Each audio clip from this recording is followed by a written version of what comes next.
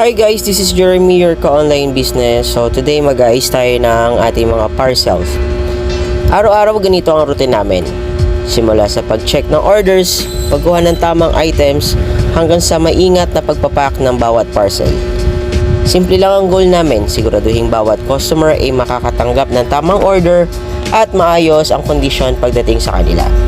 Hindi man laging madali, pero sulit ang bawat pagod kapag nakikita namin dumarami ang mga customers na nagtitiwala at bumabalik para umorder ulit. Sa mga sumusuporta sa aming maliit na negosyo, maraming salamat po sa inyo lahat. Kayo ang inspirasyon namin para mas pagbutihin pa ang aming serbisyo araw-araw. Kung naghahanap ka ng quality product na sulit sa presyo, i-follow nyo na ang aming Facebook page at mag-message na at sumasagot naman kami agad sa inyong mga inquiries. Or kung gusto nyo ng direct order or COD, i-follow nyo ang aming Shopee account. Ipa-flash ko na lang dito sa video na to. And i-follow nyo na rin ang aming Shopee account. So ayun guys, baka sa susunod parcel nyo na ang maipapack namin. Okay?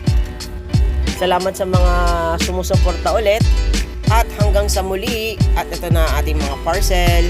Bye-bye!